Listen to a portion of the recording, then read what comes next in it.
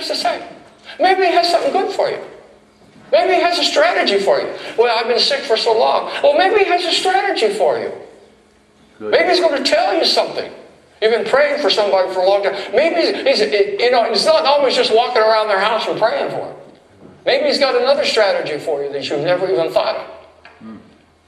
See, point number 3, we need to change our mind from waiting on the Lord to soaking in His presence. You don't have to wait on the Lord. You soak in His presence. He's here right now. I'm in the presence of the Lord. I can feel it. I can feel it right now. My hands just tingle. It's a good feeling. And as I continue to soak in His presence, that feeling gets stronger and stronger in my body. When a little scooter came up a little while ago, my body was tingling all over. She had a touch of God on her. Sure she did. And I thought, just keep touching, baby. Soak it in the Lord. When we say wait on the Lord, our Western mind is waiting for Him to come, waiting for Him to do something. But you don't have to do that. He's already here. He's already in you. And what He wants you to do is stop and just soak in His presence. You'll say, Pastor, wait a minute, just shush up. Stop talking. Well, I like to praise the Lord. I like to worship the Lord. That's okay. But take 15, 20 minutes just to soak. Just soak. And just listen to what He says. Listen to what the Spirit's going to say. We keep looking over them toward heaven, and all the time, Holy Spirit is right here. Let me just remind you, in Acts chapter 2, He came down. He didn't go back up. He came down. And He changed the life of those 120 people there. He changed their life completely. And see, when we say soaking in His presence, we set our mind to be in His presence now. We just, I'm in His presence. Just soaking. I'm not saying, oh God, Holy Spirit, come. Come, Holy Spirit. Come, Holy Spirit. He's already here. You say, well, I don't feel it. I don't sense anything. You will. You will. I don't feel anything, Pastor. Well, let me just close with this. Have you ever had your wife talk to you and you completely didn't hear her? Yeah. You ever do that? Or your spouse, let me say spouse. They talk to you, you just don't hear them. You know why you didn't hear them? 2 reasons. Number 1, you didn't want to take the garbage out. Or number 2, you weren't paying attention. My wife talks to me. She said something the other day, and by the time I got downstairs, I forgot what she said. And I turned around and said, what did you say? Because I wasn't paying attention. I wasn't paying attention to her. And see, God speaks to us just like that. That's a great illustration. God speaks to us just like that. You're not paying attention. Oh God, send your power, send your power. Oh God, save John, save John. Oh God, oh God, oh God. And God's talking to you and you can't hear Him. I speak from experience. You need to set your mind to hear. That's why you say, Lord, how? I just soak it in your presence, Lord. It's just kind of nice here, Lord, to just be with you this morning and just soak in your presence. You know, Jesus, I need a fresh touch from you this morning. You can just feel it. You can just feel it come on you. I'm telling you a truth. I've walked down this path. I know I'm talking from experience today. We fail to hear or feel anything because we have been doing all the talking.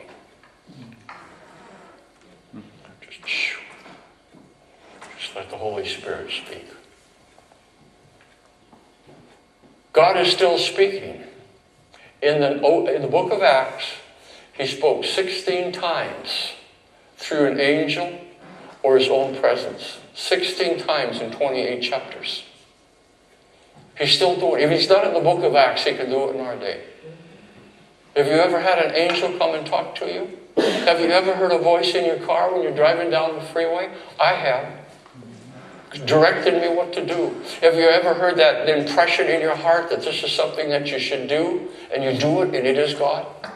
Has God ever given you a picture of something He wants you to do? He gives you a picture of a house. He wants you to go pray for a pastor. And he gives you all the dimensions on the house and the mailbox and where the driveway is and where the door is and the windows are and everything. And you get the address of that pastor. You drive out there and it's hard to find. And in your vision, he's on a long road. And you finally find that long road. And then you go down that road and there's that house up there. When you walk in that house up there, when you knock on that door, you know it's God.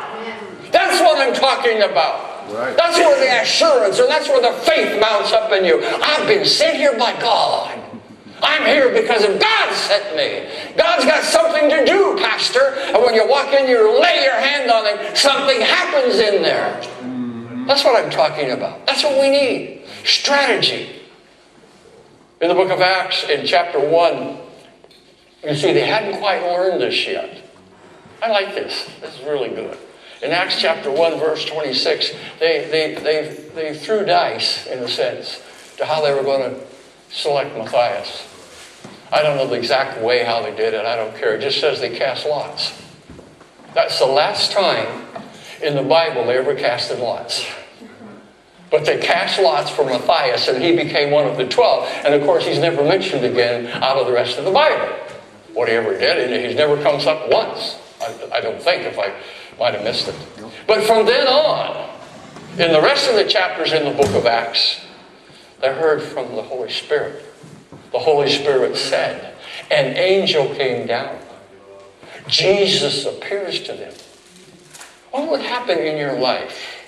What would happen in your life if this day, this very day we're in, what would happen if you're sitting in your front room or you're driving in your car and Jesus himself comes down and talks to you? What would your response be?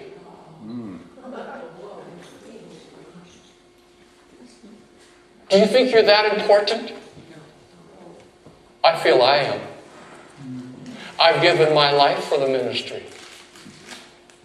I need to hear from God. What's going on, Lord?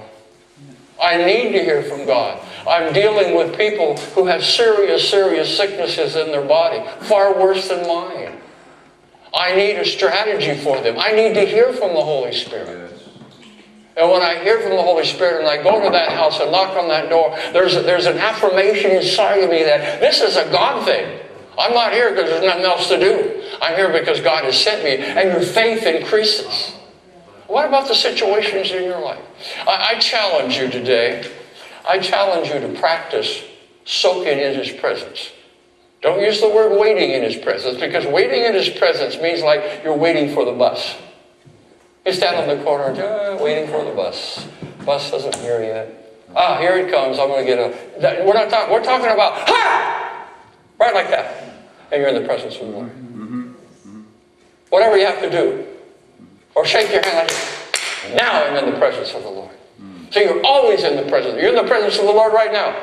You're in the presence of the Lord when you go outside, when you get in your car, when things aren't going right, everything falls apart. You're in the presence of the Lord. You need to practice that. But what I'm saying today, not only do you need to practice it, you need to hear a strategy. How does He want you? What's He want you to do? You say, well, He never talks to me. He'll talk to you if you'll listen and if you'll obey. That's a strategy. In the Old Testament, He never done the same thing twice. He's always changing. That's why He loves you. And I love Him. And He's going to talk to me. I believe that with all my heart. Let's stand to our feet.